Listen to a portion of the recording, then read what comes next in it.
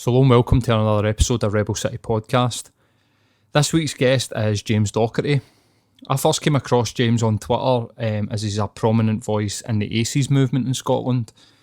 ACEs stands for Adverse Childhood Experiences.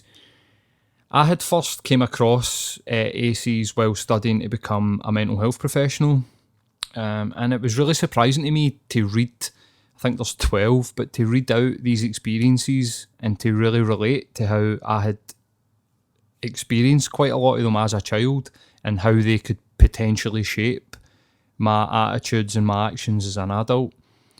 I had a really nice conversation with James. He's a lovely guy, really down to earth. We talk about addiction, criminal justice system, and we talk about like the science behind just how these adverse experiences can shape the adult that comes out. And we also talk about Dr. Gabor Mate, who I've encountered listening to the Russell Brand podcast and seems to be a very good speaker and knows so much about addiction and how we deal with it. So I hope you enjoy this episode. If you do, give us a tweet, give us a shout out. We love all the feedback that we've been getting the last few weeks. But without further ado, here's the episode with James.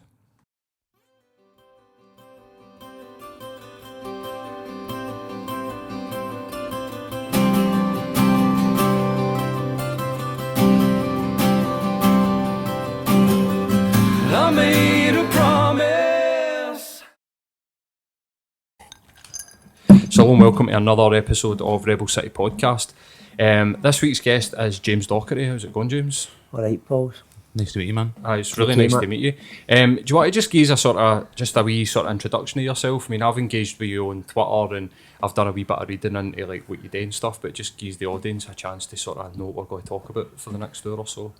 Right, so I work with the Violence Reduction Unit and I work with Community Justice Scotland, and part of my remit at the VRU has been about raising awareness of adverse childhood experiences. So I've been a big part of the adverse childhood experience movement for day one. It's now traversing across Scotland, and basically what we're trying to do is get the full of the population to understand what adverse childhood experiences are so that they can applicate and self-appropriate their own solutions to that. So that's been ongoing for the last couple of years, but I've been well aware of the adverse childhood experience study originated in a place in America by two psychologists, Robert Anda and Vincent Felitti. It was an epidemiological, I can't even pronounce the name, it's not really important anyway, but they done a study, and what they discovered in the study was that it was originated in an obesity study. So their clients who had experienced obesity, he asked the question, he came up with a series of questions to ask them about their childhood, and if I remember right, one of the questions was, what age were you when you first became sexually active? And the reason it got brought about to the questions because his most successful clients kept relapsing and going back and putting weight on. Right. And he couldn't understand why. And when he came up with these series of questions, one of the questions he was meant to ask was what age were you, but he asked what weight were you when you first became sexually active, and one of the women said, I was 50 pounds. And he kind of shook his head, did I hear her right there? Because if she's 50 pounds then she's a child. Yeah. And right, I'm trying to put that together there. I was thinking what relevance, but it's just because she's so small. Aye, and when he checked her on it, she said she was 5 when she was getting abused. Right. By her uncle, apparently. And it led them to ask the question with the rest of the cohort who were a part of this group they were working with to lose weight, and most of them were reporting childhood sexual abuse. And that was why he came up with a study and doing it across a larger population of people. And I understand that anyway, because one of the coping mechanisms of trauma is eating. Yeah. And these women were eating because if you put weight on, you become sexually unattractive, you'll keep people away from you. Mm-hmm. So it's a coping mechanism. And the reason she was triggered into a relapse was because a male at her work commented on how well she was looking. Right. So then it triggers like that sort of, they start to think this Yeah. is going to be, maybe even subconsciously, this is going to lead to more abuse type thing. Yeah, so it's unconscious a lot of the time, and that's what's often misunderstood about trauma. It's probably the biggest unrecognised, unchecked, unresolved and denied issue in our culture. Mm-hmm. And that was one of the reasons why I became a part of the adverse childhood experience movement, because I had been working with young gang members in Glasgow for the best part of a decade. Mm-hmm. When there was a big gang problem years ago. Yeah. Even right up to like maybe the end of the 1990s, Yeah. there was still a gang problem in Glasgow, do you know what I mean? Yep. Where I grew up in Carntine, Yep. and it was almost like in the summer holidays, it was like going for a game of football.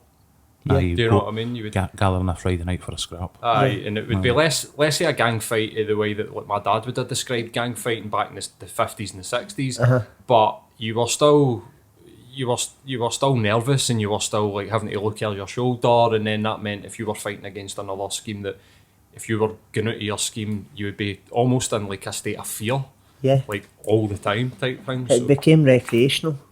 Mhm. So the abnormal Aye. became normal. And Cam McCluskey and John Carnican, who set up the VRU, they brought Vincent Felitti over here 10 years ago, who was the originator of the Adverse Childhood Experience study. right. And listening to Felitti, he wasn't exactly Gabor Mate or listening to Cam or John. He wasn't inspiring. He was difficult to listen to, but his research was bang on. Mm-hmm. Because it was just validating my experience as well. Because I was sitting there and I was thinking, I've been working with young gang members for a wee while now, Yeah. and what they all report is a backstory of adverse childhood experiences, but they weren't calling it that. Mm-hmm. There was a lethal absence of positive male, I don't even like the word positive, healthy male role models in their life. So they had no parental male caregiver, and the poor mans were trying their best with what they knew at the time, under the stress they were under, and they had lost control of their boys, Yeah. and it was just recreational violence. Yeah. And they were going out as if it was what you're saying, as if it was for a game of football, and getting caught up and getting hit with machetes, and a lot of them are losing their life. Yeah. And we had one of the worst murder rate in Europe at one time because of that. So it was a no-brainer for me to want to get involved in the Get adverse involved in it, childhood yeah. experience study, because it's like, what comes first, the knife? Because the knife's a symptom of deeper-seated troubles. Yeah. Mm-hmm. Or the baseball bat, or the drug dealing, or the aggression, or the domestic violence. What came first? And when they're telling me stories about how they grew up in an environment where their parents fought all the time and they never really had a say in what was happening, Mm-hmm. then the psychology behind that is that you'll need to compensate to survive that environment. And what these young men and women were doing was suppressing their emotional life. So they just didn't do feelings. Yeah. They didn't do feelings, and it was why I coined the phrase that if you've been suppressing your feelings and experiencing adverse childhood experiences for you're a nipper, and you hit your teenage years and you pour alcohol on top of it, it's like pouring petrol on a fire. Because alcohol's an inhibitor, and it takes away your ability to hold back Yep. all that pain you're carrying, and out it comes. And what I also noticed was these young people, there was no initiation to get into a gang in Glasgow. You didn't need to do certain things to get in. You just needed to be born in that environment. Mm-hmm. It's almost as if they had an unconscious checklist going on, running outside their awareness Yep. of adverse childhood experiences. And it's as if they were saying, you get 9, right, you can hang about with us. Yeah. Mm-hmm. I like that, the old phrase, like they can smell the rain. You know, we could smell the rain. Birds of a feather flock together. Yep. And our grannies and parents have been saying for years, you fly with the crows, you get shot with the crows. So they blamed the crows. They weren't looking at the dynamic that moved you to seek out the crows in the first place. Yeah. I had a mate of yours that went to jail at 18. It wasn't because he stabbed somebody, it's because he's been suffering all his life, and that's how it's expressed itself. Absolutely. So, and what I also noticed was these kids weren't, these young people, and they're kids, that's what they were kids. They weren't joining a gang, and then once they were in the gang, saying to each other, right, one will get a wee group of boys together and we'll go up to Newton Mearns and Mulgai the night and fight the kids for the affluent areas. They were fighting other kids who were usually escaping the same situation as them. Yep.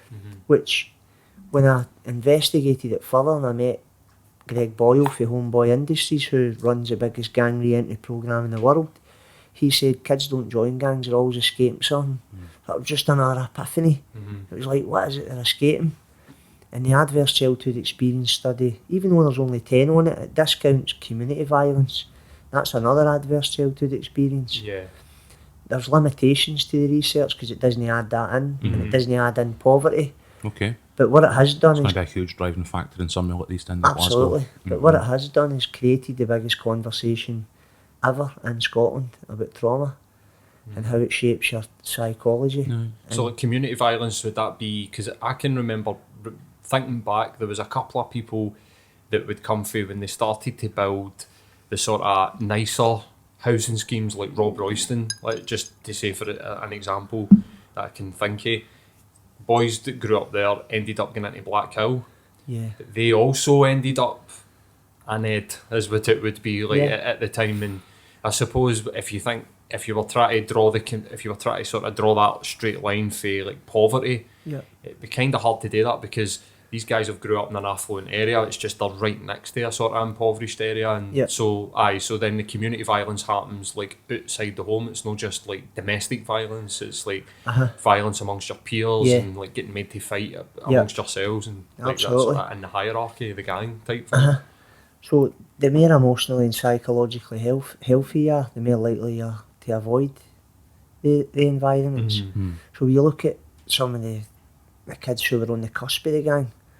Some of them wanted to be seen to be with the in crowd, but they were just that wee bit more emotionally and psychologically healthy. Yeah, that's why I believe, and not just I believe it, the research says it as well, that the biggest predeterminating factor for ending up in a gang or addiction or prison is inequality, poverty, and adverse childhood experience. It's a perfect storm.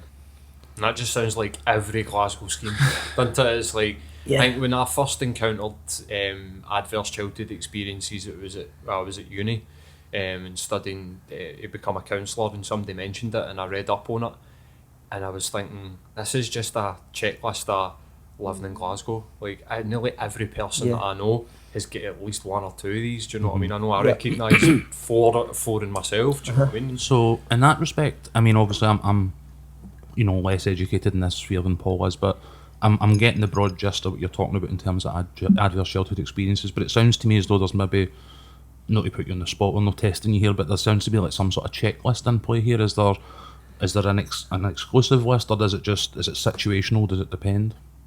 There is a checklist, so there's 10. There's if you've experienced emotional abuse, sexual abuse, physical abuse, right. If you had a parent who's been in prison, drug addicted, what's the other ones? Like a single parent home, it's one of them, isn't it? Like if they're separated, like parental separation, that's one. Parental imprisonment, a parent with mental health I'm assuming issues. A parent that dies when you're young as well must be one. That's one as well. There's only 10 on it, so that's the limitations. Your ACE's IQ needs to be broader than the 10 that's on it. That's what I'm saying about taking into account poverty. The stress that puts in a family unit's unbelievable. Yep. That's an adverse childhood experience.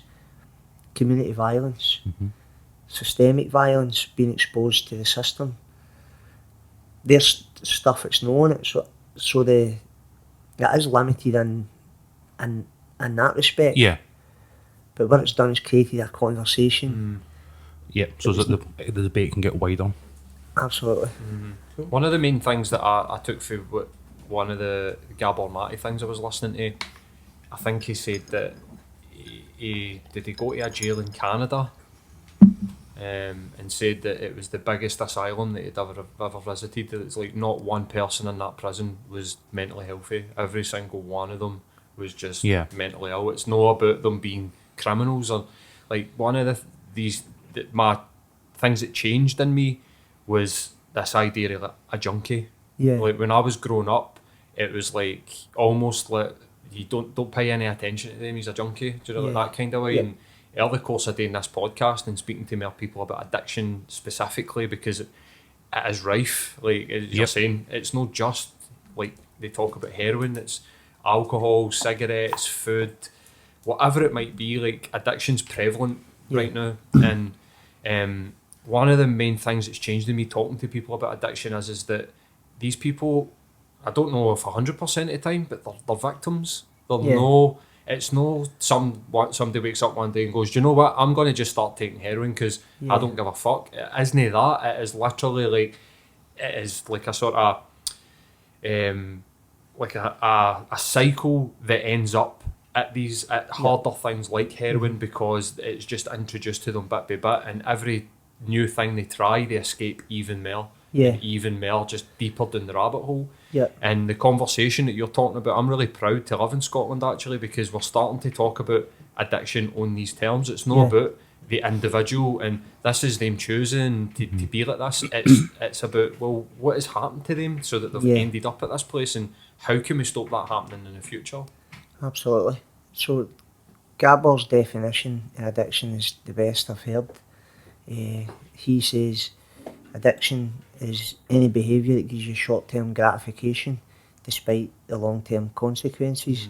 And he said that the centre of all addiction is a hurt. And in 14 years of working in the downtown east side, he never worked with one female client who was heroin addicted, who wasn't sexually abused in their childhood. Wow. In 14 years. And that's mind-blowing. And if you look at... And this is an academic study in that field, so this is not like a handful of women he spoke to. This is a 14 years, probably thousands of women he spoke to. Absolutely. Wow. So the downtown east side's got the highest concentration of drug addicts anywhere in the world, and they're just hemmed into the one place. It's just a nursery for trauma. I think that's the way he described a lot of the prisons are just nurseries for trauma. Yeah. My pal Alec Cochran, who works with the WISE group, says that Berlin is a housing pen for the NHS. It's just full of people who are traumatised, and the rehabilitation process isn't working because it doesn't fully understand what it's trying to correct. Yeah. And so I've got my own experience with addiction as well, and Gabor changed my mind on how I viewed addiction as well. Because I used to think, when you said addiction, I thought drugs. Yep. And now it encompasses just the escape for your reality. When young people would say to me things in the gangs, they'd be like, I'm just going to get out my nut at the weekend. And I'd say, what's going on in that nut that you need to go out of there all the time? And they'd be like, he knows, kind of thing. Because they're always escaping something.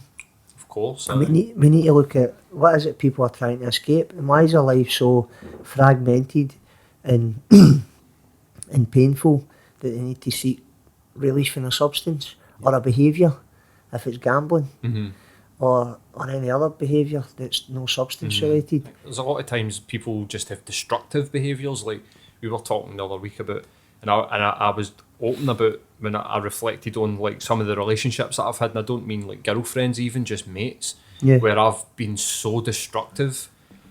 And sort of looking back, I used to just think you were an arsehole, but now I'm starting to see, no man, it was all about you just needing something, something to take your mind off of getting inside and sort of going, what's going on inside me, like what am I thinking about? And I think, like, see, one of the interesting things is about in mental health is that you're the most important person to you, and see if society's telling you that you're a junkie, you're an alkie, you're a waster, like you're stealing, like I think about some of the attitudes that like the Red Tops and the Daily Mails have took towards people that end up on benefits, or they're scroungers with like scum of the earth rats.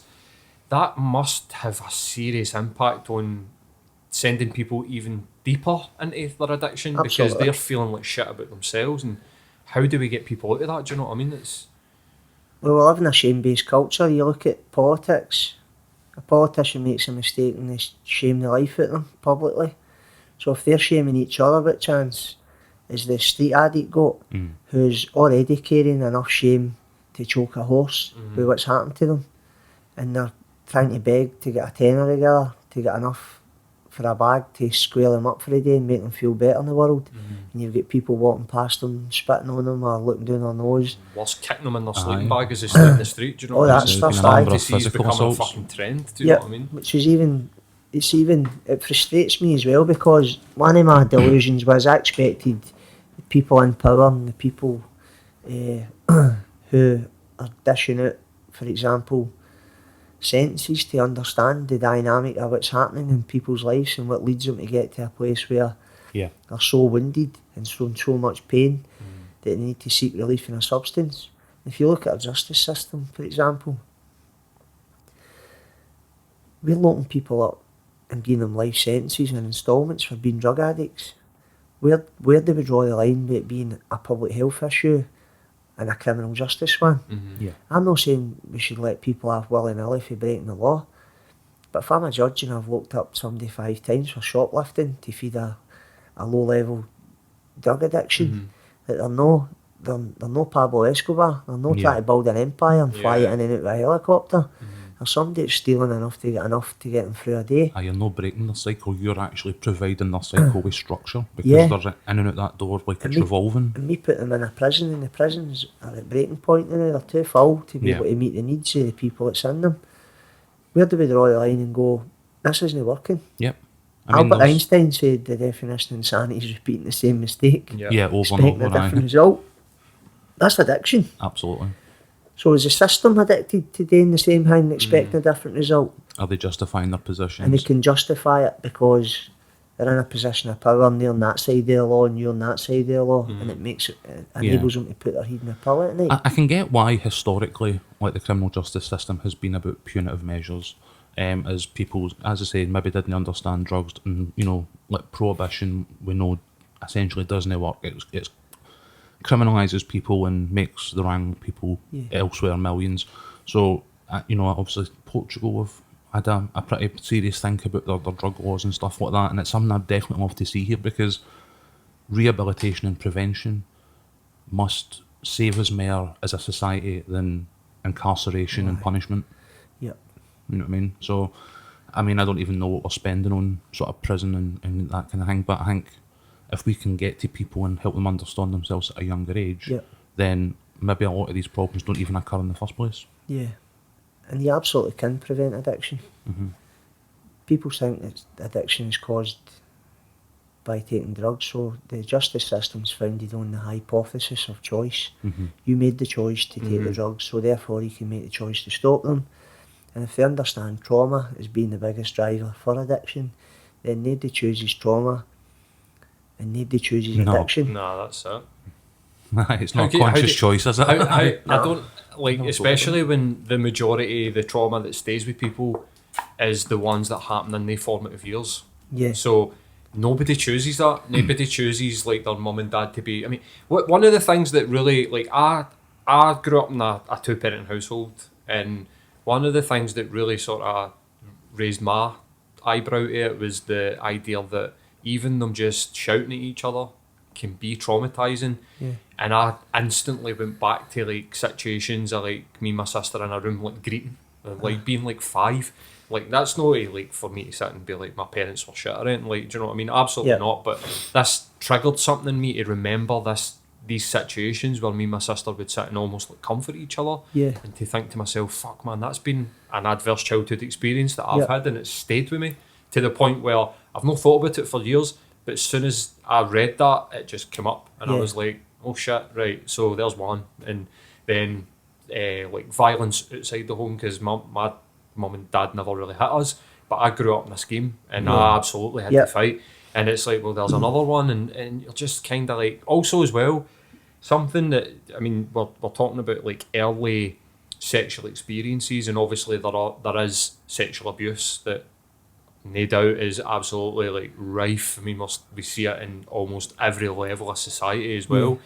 But does even things like just kids, because I knew people when I was myself, like I had experiences that I shouldn't have really had that was too early, but it was almost like peer pressure, and like even, I mean, I hate to say it, but shit like bears, and you would do stuff and you would be like, you thinking back to it and going, fuck's sake man, why would we doing that? But is that the same? So is that a similar sort of thing, or is it like only like sort of sexual abuse? No, there is an element of peer pressure and why you'll try and do stuff to fit in, but there's also an element of the pressure coming from within you, that need to fit in. That's an attachment dynamic. And what attachment theory is saying that if you've got a wounded attachment style, so if your parents are arguing all the time and you can't go and process stuff with them, or if they're not emotionally available, that's another one. The lack of emotional availability. Because everybody gets stuck on the things in the adverse childhood experience research that says they're the things that happened that should never have happened. And everybody agrees that kids shouldn't experience domestic abuse, they shouldn't experience sexual abuse and so on. But nobody's talking about the stuff that should have happened that didn't. And that's emotional availability. That's being able to go to your parents and say, I'm struggling today, man. I'm experiencing insecurity or frustration hanging about my pals. I feel as if I need to fit in, and that never gets processed. I think that's the biggest ace in Scotland. We completely don't do feelings. We're pish at doing feelings in Scotland. In fact, we talk about them about a year after we've had them. Usually at a pint at the works night out or something, you're like, that fucking bam, blah, blah, guess what he says to me 6 months ago. If you can't assert yourself to the moment of how you feel, and you're regurgitating it 6 months later, an anger, then it isn't an anger, because anger, the healthy expression of anger is appropriated in the moment, and you're setting a boundary. That's healthy anger. But when it's 6 months later and you're still angry, that's resentment. Yeah. And resentment means to refeel. It comes from the Latin expression resentere, which means to refeel. Okay. So you're refeeling old anger. So I work with people who are still feeling anger for stuff that happened to them 5, 6, 7, 8, 9, 10 year old. Aye, I still get well, not so much now because I've started dealing with shit, but a couple of situations when I was away that would still make me be like, fuck's sake, do you know what I mean? If I could go back, I'd do that different, and it's like, it's not very healthy. That's not a healthy way of being. It's thinking about times when people have mugged you off as a 10-year-old, and you're like thinking about what would I have done. You replay it in your mind, thinking, what would I have done there? I'd have done this, and you're like, that's not a healthy way of being, man. And that's why, I mean, what you were saying a minute ago about parents are just doing their best with what they know at the time.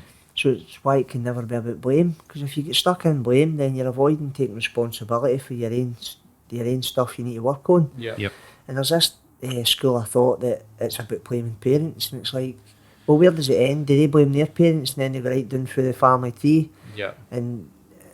But that's again a lack of emotional intelligence. I find that a lot when I try to talk to, and we've encountered, numerous people online and in the studio when we've been talking about, various traumatic and health issues and stuff. And sometimes when you come back for a relatively sort of, experienced point of view, you do often get well, hold on a minute, just because you maybe play devil's advocate on a point, what you get back is really defensive, because people in a lot of cases don't, know how to separate what you're saying for how they're feeling. You know what I mean? And I think that's what you're talking about when you say parents feel as though we're pointing fingers at them and blaming it. It's because historically they suffer for the exact same issue that we've got at the minute. Absolutely. My two parents, for example, tried their best with the tools that they had at the time. And if they knew then what they know now, it would have been different. Absolutely. I know that for a fact. So that's why awareness is important. If you're not aware of something, how can you change it? Or how can you apply solutions to something that's totally running outside your awareness, so it's just sitting there all the time? And that's the way trauma works. It just runs outside your awareness, and you'll try and treat it. You'll try and self-soothe it all the time, and you'll not know what you're trying to fix. And that's what addiction is for me. It's an attempt to relieve pain. Definitely. Something that interests me in this field, we had that guy called Chris McQueer. I'm sure have you heard of Chris before? It's like an author. He's for Shettleston, and he's wrote like a series of short stories that are really funny, but also they shine a light on some stuff that you're like, I remember that guy and I remember this situation. And he writes a story about the 3-pint glow. And this is something that just came into my head there, is that, do you think that if people need that 2-3 pints to then, they'll come out their shell a wee bit, they should be like thinking about, how can I not come out my shell without, that's where the self-soothing comes in, because in their subconscious they'll go, right, when I have a drink, I'm a great guy and Yeah. people really like me when I'm having a drink. Yeah. So then they need that. Like, you can't go out and have a social situation Yeah. without lubricating I mean, people say that alcohol's the best lubricant for social situations. Yeah. And it's like, maybe we shouldn't need that. For fuck's sake, Absolutely. to like relate to each other and be able to tell each other, like having a drink and then going, "Oh, I love you," and it's like, well, how can we not do that fucking sober? Do you know what I mean? It's fucking with that. mental. It's so mental. You're right. So alcohol's an inhibitor, so it takes away your inhibitions. We know that. But nobody sits and asks, why can I not arrive at that place when I'm sober? Mm-hmm. Why can I not regulate myself enough to be able to be emotionally available to the people I really care about? That I need a drink to be able to tell my man da that I love them. Or I need a drink to be able to tell my wains how much they mean to me. Or I need a drink to give my work colleague a hug at the work night out. Why can I not do that stuff sober? Mm-hmm. And that's a symptom, I think, of the lack of emotional nurturing that we're supposed to get in our Yeah. childhood. Because attachment science is telling us that 0 to 3 is the most important years of your life. Yeah. It's where you learn how to be in relationship, how to express your emotions, how to label and appropriate the expression of them. Mm-hmm. My 5-year-old is more emotionally available than me now, and she's 5. And it's because I know all this stuff, I've been able to nurture it into her young.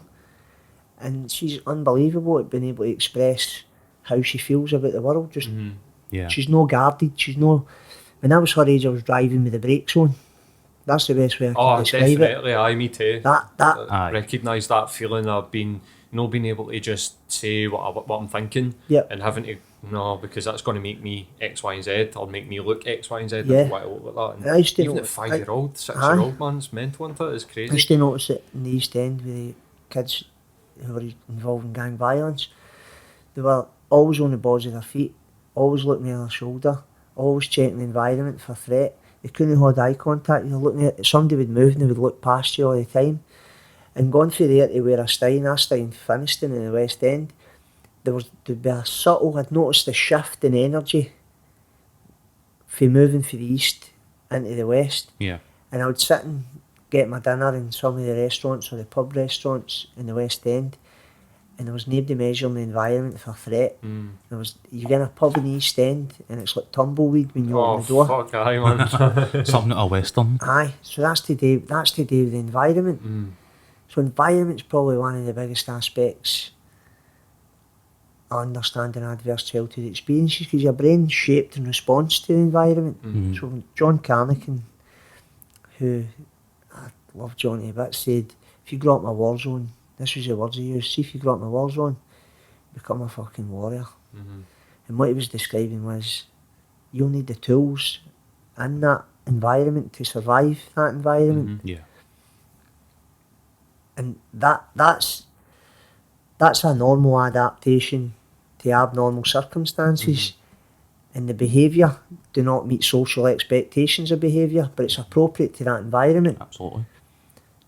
Therefore, that's why we've got a justice system that's cycling these people through them all the time. And I'm like, what is it we're actually doing?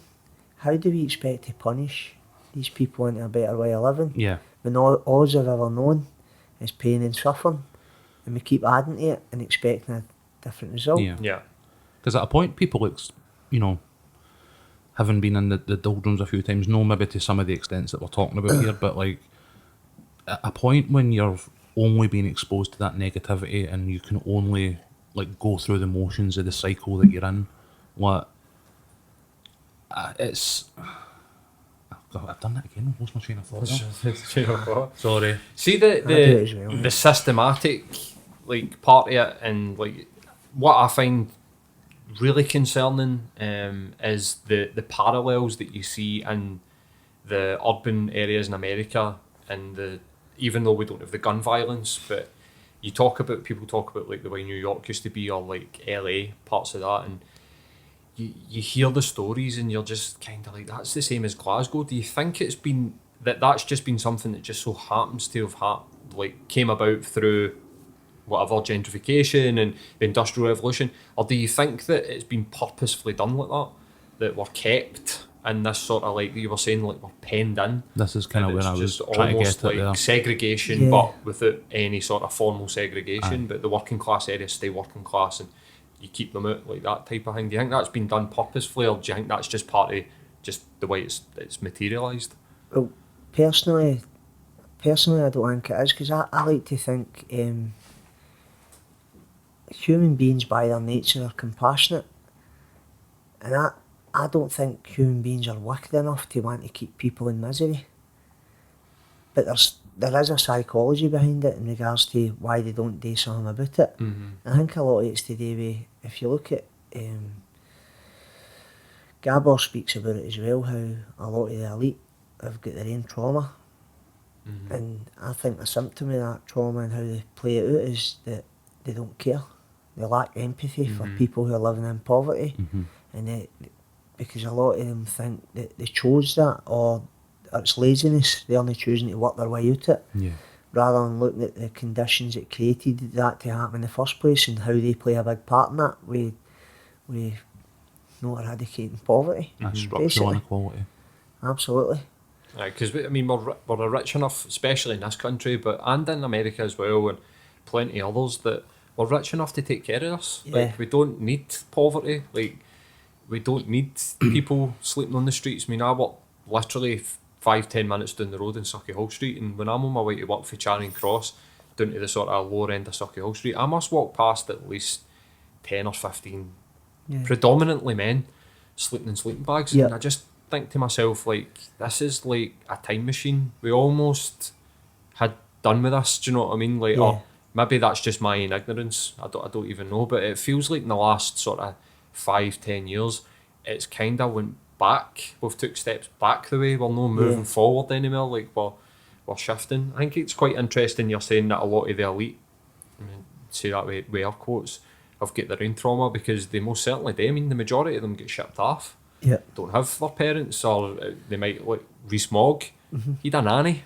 Yeah. Do you know what I mean? For Yeah. the vast right up until he was like 25-year-old or something, he'd a nanny. So he didn't get that nurturing for his parents, and now he's incompassionate, and now he's like, no, they should choose. That's a choice, and it's like, And this is kind of what I was getting to before I got lost, was that in light of all of these things, is there a part of people that when you went through the cycles, went through the systems a number of times and being brutalised by it, that you just accept that this is part of who you are? You know what I mean? Like, because you've been told by the media, by the elites, by the system, and by, you know, criminal justice, etc., that this is who you are, and, you know, this is how we're going to continue to deal with you. Is that right? I think at a point people just accept that that's who they are, and that's what when life intends for them. Yeah. You know what I mean? So Which is horrific. it's learned helplessness. That's a good term, actually. The abnormal becomes normal and the unacceptable becomes acceptable. And that's what to do with how you're conditioned by the environment. Mm-hmm. And unless you get the right support, or you get to a place where you're like, I need to do something different, because the two of them need to run parallel with each other. Yeah. So my own experience was hitting a bottom that was sufficient enough to go, I'm sick of being in this way of life, I need to do something different. yeah. Okay. But everybody asked me the question about what was it that made you hit bottom. They always want to know about this magical bottom, right? And I'm like, listen, I was bouncing along the bottom for years. Mm-hmm. What made it possible that I was able to recreate my life was the support that was there at a specific time where I say that I had enough and I managed to get the right support, or I wouldn't have made it. I would have bounced back to the bottom and stayed there. Okay. And it would have just been abject misery. Absolutely. And obviously the misery for other people, because I had a 2-year-old kid at the time, and if I hadn't managed to turn my life around when she was at that formative stage of her life, it would have been a disaster for her. Even with the best intentions, I would have damaged that wee lassie unwittingly, because I wouldn't have had the power not to do it. Yep. So what made it possible was the relational support, and obviously a big dose of my willingness, because I was willing to go and do the digging and look at the stuff that was That's causing the my point failure. where I have, like, when I think about this, and know that I would ever think like this, but I've played devil's advocate in my mind and sort of posed the question, is this just taking responsibility off of people, and, you know what I mean, like, sort of giving them an excuse to be an addict or whatever it is. Yeah. But I genuinely don't think that. That's just the sort of devil's advocate playing out. But the part where the individual does need to take a bit of responsibility is exactly what you're saying, is waking yourself up and going like, I need to do something about this, Aye. and being willing to do something about Yep. it. But you can't do that by yourself. Yeah. You You're need right. that support. You do it for yourself, but you can't do it by yourself. Yeah. You And need that's other dead hard people. for a West of Scotland male who's grew up in a scheme where there's been chaos, been in and out the prison system, caught up in all the madness, and there's a part of you that's dead vulnerable, Yep. and you've had to mask that part of you for years. Especially when you take See into that? account the industries that have collapsed through that period of time all across Scotland as well. You know what I mean? Aye. Like, And it goes back to that, like when you talk about Rees Mogg and blah blah blah, you can't transmit what you've no got. So see if it's like asking people to be more compassionate and more empathetic is like asking a child to speak fluent Russian when you haven't taught them it. They just can't arrive at that place. Yeah. And that's got to be nurtured into you young. So if you've not got that somewhere and it's developmentally, it's not been healthy for you, then you've got work to do. You've got repair. You've got a lot of work to do on yourself. And that's my experience. I had to do hundreds of work on myself. I had to get into trauma therapy and all that. And when I came out of therapy, I was like, people need to know about trauma. All my pals were still in the chaos. Mate, my two best pals died with drug addiction. My best mate died face down in his man's house, and he was one of the nicest boys, a gentle giant, one of the nicest boys you could ever have met. But the only difference between me and him was I had a wee lassie, and that kind of lit a different part of me up. But I was like, he never had that. Know what I mean? He never had that. No, it's no just Life-changing event. Aye. So that's what maybe that's having a kid into. It changes your life. Do you know what I mean? it pulls you right out your self-centred lens. Because I was viewing the world through a self-centred lens at the time. And when I had my wee wee, I was like, that isn't about me anywhere. I need to look after this wee thing. And if I don't get it together, then she's going to get damaged. And I don't know where that came from. That was the language I was using. That was my internal dialogue. I know exactly what you're talking I'll about. damage her if I don't do something different. And that kind of set me on the journey to where I'm all today. Yep. But it was also probably because, see the support I got and the people that helped me, it was compassionate and it was empathetic, it was kind and it was loving. And when I got better, see, I say things like, I never had a criminal justice issue, I had a public health issue. When I got returned to health, the justice issue took care of itself. Yeah. I never offended again. It was like, because I was healthy. Yeah. And I had looked at my trauma and why I'd arrived at seeking relief in alcohol and substances Absolutely. and done all the work that I had to do on myself. And then I went out and I was like, do you know what, I'm going to reflect this back out into the world. I'm going to help people because people helped me. Yep. So it's the same term that hurt people, but help people and all. Yeah. And you only need to look at some of the biggest movements in history, Yeah. like the women's aid movement. Yeah. That's women who've been abused who are helping other women, and they're some of the best at doing it. Alcoholics Anonymous, Yeah. Gamblers Anonymous. All that. Narcotics Anonymous, Cocaine Anonymous, Yeah. Gamblers Anonymous, Overeaters Anonymous. All these fellowships are existing because of human suffering and an attempt to relieve that suffering to help other people. And that's why I think they're so effective at what they do. And we very rarely delve into why they work so effectively. Aye, that's it, man. And when you look at it in its essence and boil it right down to its core, it's all about relationship. Yeah, it's about your personal But experience. if you've been hurt in relationship, but it's the hardest thing to move towards because you heal in relationship as well. But if you've been hurt, it's dead hard. How do you trust them?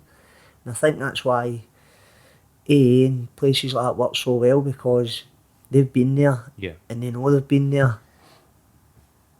And there's that commonality they've shared in a common. Kinship. That's it. They've shared in a common suffering. And I'm like, imagine we could do that for the justice system, for example.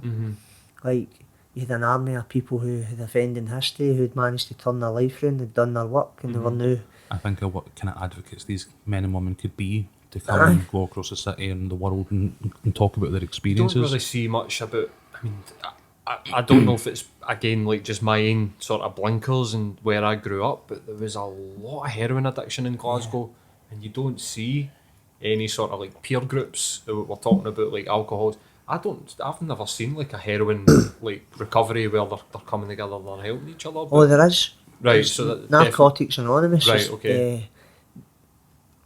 Predominantly people who've experienced heroin addiction will go to Narcotics Anonymous. Right. So there's no heroin specific one, but No, there's one for like no, because narcotics. the reason it's called narcotics is because it's all mind and mood altering chemicals. So the solution to addiction is no using anything.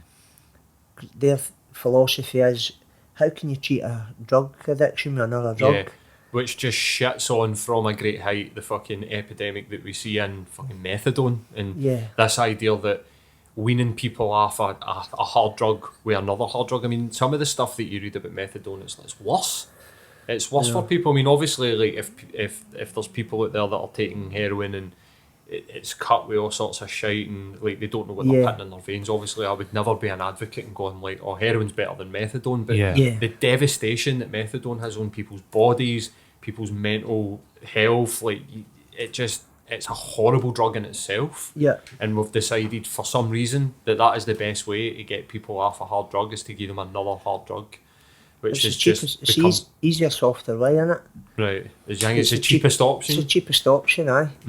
Because if you look at, do you know where methadone originates? No.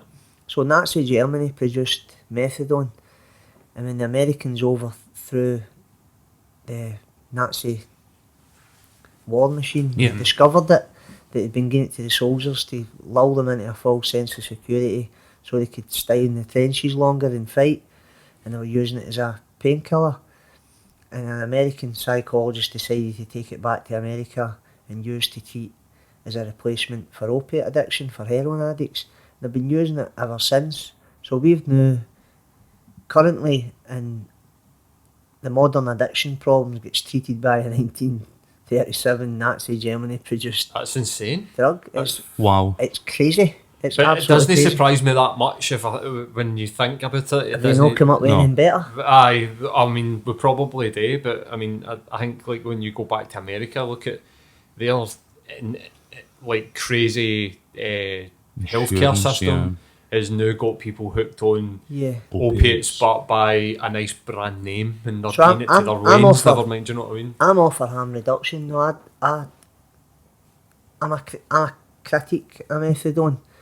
I think it's a short-term solution to an even bigger problem. If you don't give them a structured way of getting moving off it, they shouldn't be leaving people parked on it. And if services are leaving people parked on it, they need to be held accountable. Because if they're not managed to get themselves off it, it means that they'll not be able to do it in the community. So that means you might need residential drug treatment. And I also think that a lot of the drug services don't fully understand the drivers for addiction, like trauma. So it's only in the last few years we've only really started talking about trauma and adverse childhood experiences. It's a very new thing, isn't it? So a lot of the addiction services are founded on the hypothesis of choice as well, or the disease model, that addiction's a disease and it's passed down through the genes.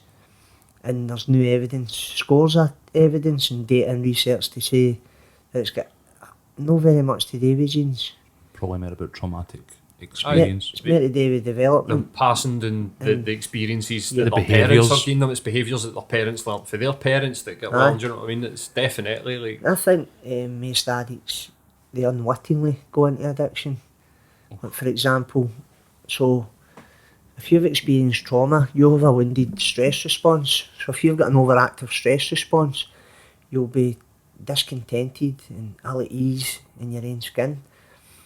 And if you purely by fate are hanging about with the older mob and they're smoking a wee bit of green and you've got that need to fit in, be part of the in crowd and not be seen as a shite bag and they pass the joint round and you're not really wanting to do it, but you do it anyway, and it changes how you feel and it saturates that overactive stress response because cannabis is an analgesic. And most people who get into addiction started off with a puff. That's why they say it's a gateway drug. They started off with a puff. So if it's an analgesic, it means it's got painkiller properties. If it saturates an overactive stress response and makes you feel better, of course you're going to want another one. Why would you not want another one? and that starts a cycle, I think. Into That's addiction. a better understanding of people saying that cannabis is a gateway drug. Trauma's a gateway. That's exactly what I was just going to Yeah. say. It sounds like trauma's a gateway drug. It's a gateway to everything because, like you're saying, there's plenty of people out there that are daily users of cannabis and would never dream about going on to Aye. cocaine or heroin or anything else. Absolutely. But there are definitely, I mean, statistically, this is when you need to start having compassion and looking at things deeper than just stats. Yeah. Yeah. I hate it when people I'm just same. start hitting you with Same. statistics and you're going, but what does it prove?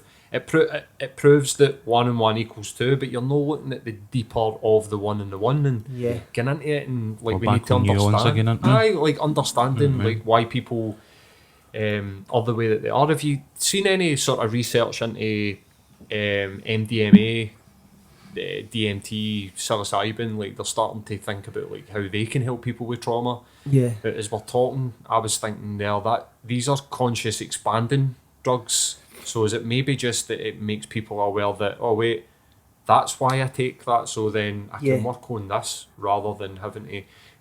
A lot of people, I mean Russell Brand, if you listen to his podcast, he's desperate to try DMT. Yeah, He's ayahuasca. worried that it's going to spiral him into like this Aye. addiction again. That The he, reason being is because he's been indoctrinated with the 12-step message that one drug sets half the compulsion for more drugs. So they call it a compulsion, meaning if you take one, you'll crave another one, which is addiction, and that is relevant because that does happen. But a lot of the people who are like Gabor Mate, who's runs retreats for ayahuasca. He says that ayahuasca isn't a drug in the traditional sense because you're not taking it to escape something, you're taking it to open yourself up to something. yeah, And they're two, the setting is dead important. Yeah. And he says the results he's seen for people taking ayahuasca and its proper setting, treating trauma overnight. like, we'll never go back to Overnight. Mhm. And I kind of had the guy in high regard there. Like, Yeah. he's not just saying that for no reason. No, he's no making money off of ayahuasca retreats or Exactly. whatever, do you know what I And mean? he's not 74, 5 years of age and leaving Glasgow after a convention to go to Peru to run a retreat because there isn't something in it. And he doesn't see the benefits Yeah. holistically and health-wise for people. He said he's seen people recover from illness like fibromyalgia after an ayahuasca retreat and never hell. need to take medication again for it. Just the mind's control of the body. Aye. That's a really interesting one. That illness and oh, what happened there? Yeah, HDMI cable pop it doesn't really matter, but That's all on. like illness and how your mindset and that's something that I'm like massively interested in as well. Is that this idea that stress can cause illness? Like, but Yeah. no, if you'd have came at me maybe even 5, 6, 7 years ago and said that if somebody's stressed out, they can actually be physically sick, Yeah. I would have been like, Yeah. come on, like really? Aye. But it is so. I mean, Aye. I think it's indisputable now that Yeah. stress is a killer. Like heart disease, cancers, all of these things are all caused by stress and or I contributed to Contributed. at least. Aye. We huge. brought Nadine Burke-Harris over, well, the Silver Nation guys did the year before Gabor there, and she said that adverse childhood experiences were a bigger risk factor for ischemic heart disease than all the other traditional risk factors like smoking and Yeah. drinking, and it was stress. So if you go back to when I was wee, so when we were younger, and it used to be Shettleston was a heart attack capital of Europe, Aye. Yeah. and I can remember saying to my dad, and my dad grew up in East End, so my dad, by the way, died of chronic heart disease at 55, and I said to him, why is it? Why is it where we're fae? And he was like, it's the fags, the booze, and the diet. And you're like, right, cool. So that's what I always was like, right. So that's what's killing Yeah. all these guys, and that's why the life expectancy in East End of Glasgow is so bad. But now you're thinking about all of these adverse experiences that you get Yeah. in the tenements and in the schemes. It's got to have played a huge, huge factor. What if in it. the fags, the booze, and the food were an individual's attempt at a solution Yep. to the stress they were under? the environmental pressures that are put on them in these days and ages is what's driven Yep. that. Yep. So we educate expectant mothers on the dangers of smoking during pregnancy, but we never educate them on toxic stress and how being stressed can damage the development of your fetus while in uterus. It's crazy. So, see, in terms of, we were talking about, obviously you had a moment where you found out you were going to be a dad, and that kind of was like a light bulb thing. And on top of that, you got the support that was needed, which is great. Now, in terms of the support, what is the ACEs trials? Do they make recommendations on how we can move forward? Is there stuff that it, has looked into as not just the driving forces, but maybe the actual solution on the other side? Yeah, absolutely. So it's all the traditional stuff that's already out there, like therapy, group work, diet, exercise, meditation, mindfulness. Yep. They're all stuff that they know it works, but because of the individuality of a person's journey away from trauma, then you can't apply just one size fits all solution. So in my own experience, it was an individual adventure, and it took me years. To get better. Yep. And I mean, like, to be able to look the world in the eye and say I feel part of life at last, and not saying that I've fully recovered to the extent where I can feel part of life at last. Sometimes I still feel like an imposter, that I'm outside looking in and everybody knows what they're doing, and I don't, and people look at me and say, you would never know, but, and I'll say, of course, because I'm a black belt at masking it. That's what trauma does. So you've got to fake it to make it, know what I mean? And I've done that for as a wee boy. Yeah. So I'd done EMDR therapy, and I've done... What's EMDR? Is that the lights? Eye movement desensitization. All right, okay. So it's eye movement desensitization, reprocessing. So this kind of links to what you're talking about along with the folk that can't. It's the stuff that's stored in eye. Contact. The way she described it to me, this woman, Linda Hull, she's a well-known therapist in Glasgow. She says to me that when you experience a traumatic event that's too much for the brain to bear, or you as a organism, a living being, then you've got a fantastic coping mechanism to allow you to survive that moment. Says you just take it and store it in the subconscious part of the mind. And says, but every now and again something can trigger it, and up it comes, and you never know where it's coming from or what's triggering it. And she described the fight or flight response and how it activates that. So when she was describing this to me, I burst out greeting, because I was like, I've been that way when I was a wee guy, so certain things used to trigger me and I didn't know why they triggered me and why I got myself in situations that I did, or why I acted out the way I did. And she was saying that I'd basically had a wounded stress response. Okay. And she took me through this whole treatment process, to the extent where the other therapist that was working with me at the time, who was an addiction therapist, it was him that noticed it. He says to me, there's something else going on for you, James, and I don't specialise in addiction. I can help you stay away from the stuff you've been taking, but I don't specialise in trauma, and I think you're carrying significant trauma. He just seen it in me, and he got this woman in to assess me, and she diagnosed me as having PTSD, and went through all that process of treatment and got into adult children and alcoholic groups, and there's a written work and exercise, and one of them told me in the group that I didn't love myself, and I had no argument against it. I knew. The idea of loving yourself, but to a guy that's grew up in like that environment, you don't love yourself. You're not taught how to love yourself. Do you know what I mean? I was going out with a lassie at the time, and I remember being gutted, because I was like, I'm going to need to finish with that lassie, because how can I love her if I don't even love myself? The whole relationship was a pure fallacy. It was pure codependency. Yeah. And I had to go through the process of telling that lassie, and she was devastated and all that stuff. So it was just, if it wasn't for the support, I don't know if I'd have made it. Yeah. But I obviously had enough resilience and enough will in me to keep trying for another day. But it saved my life, that process. Yep. And if I can recover for that depth of trauma, then we need to open up the plethora of options for other people to understand exactly what's the matter with them, and more importantly what they can do about it. And currently there isn't a plethora of options in regards to people who are navigating a lot of the justice system, for example. It's absolutely tragic because It's almost like it's written off.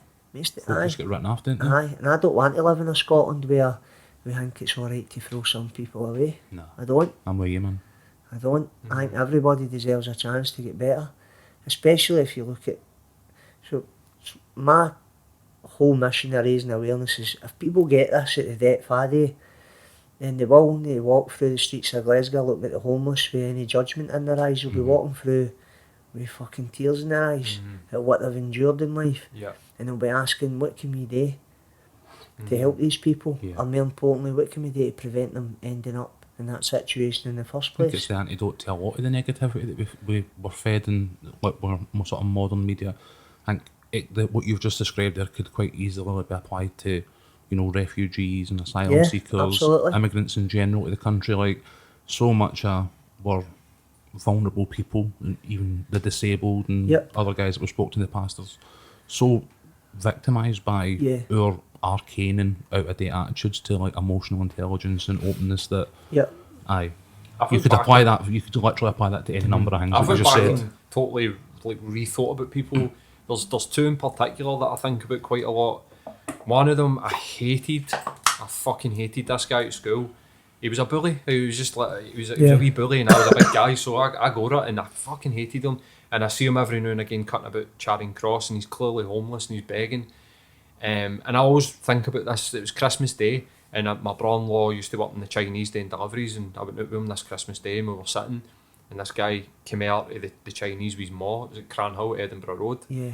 And his ma was a heroin addict, and I can remember at the time having a night thinking about like, fuck man, feel dead sorry for him, but then going back to school and thinking, no, I fucking hate him. Yeah. But see, I've completely went back and rethought and reframed that and think about that guy's life must have been fucking hell growing up, man. And him coming in and putting that onto me, it was like I resented him, you know what I mean, and always looked back and been like, wish I'd have done this and done that, and I've went back and completely changed the way I think about it and go, wow man, that guy, what he was going through, and there's another guy who was the exact same thing, and it's just, I just think like,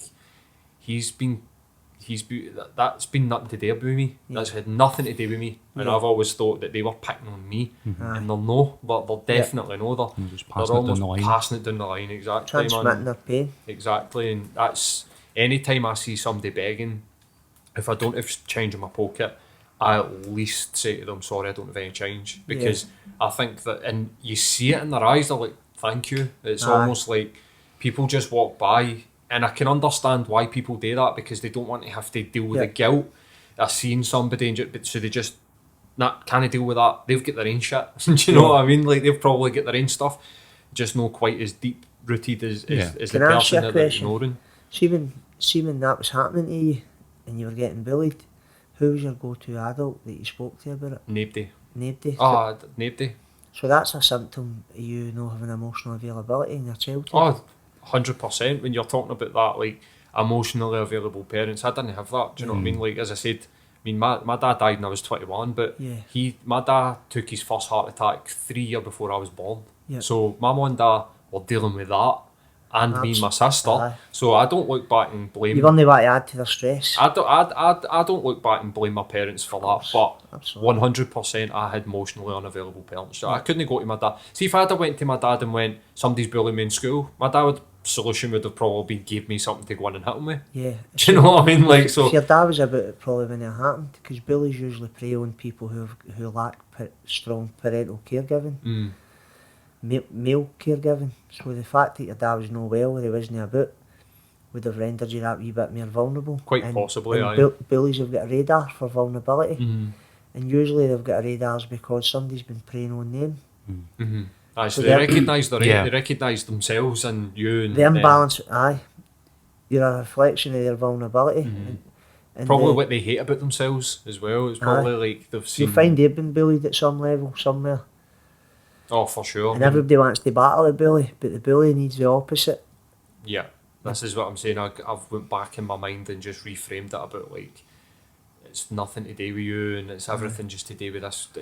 It's just that's just it. Like I think that when people see this is what we're gone full circles with like wrapping up. Like we need to get out of this idea of the alky and the junkie and like they're scum.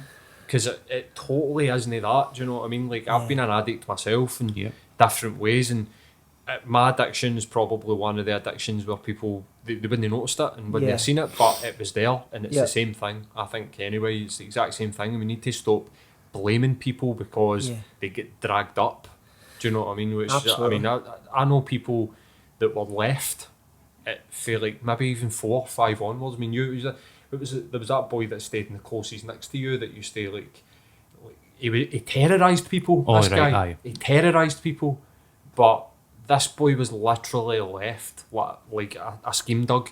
He would be out for the first thing in the morning, and you'd see him at last thing at night, and he would just be running about inside Ridley. Do you know what I mean? And just left, man. And you're just like, you think about him when I was like 15, 16, I'd be like, he's a wee dick, man, I hate him. And now, as I'm looking back, I'm like, wow, man, I wish I could just somehow show that guy some sort of compassion and be like, mate, there's no need for the way that you're acting, do you know what I mean? But I think that as a society or as a country, if we could make one sort of change, it would be people's attitudes towards people that end up in addiction or end up in prison or wherever it is that people end up on the streets.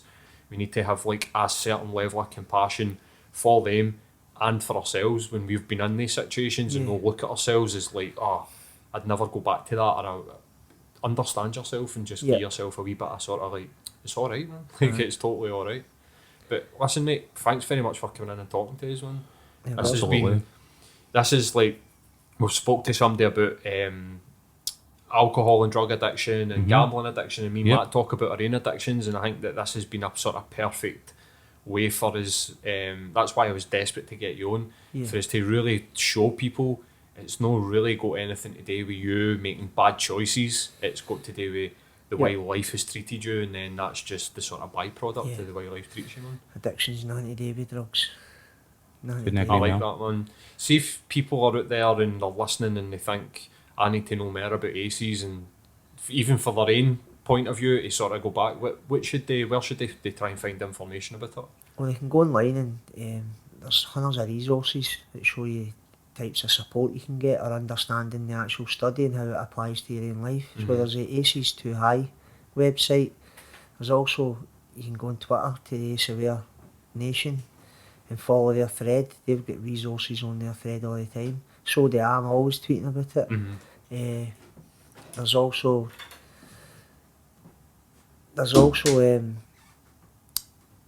there's Samaritans as well. You could phone them up. Right, and they'll give you some information about. They can direct you towards sources of support as well.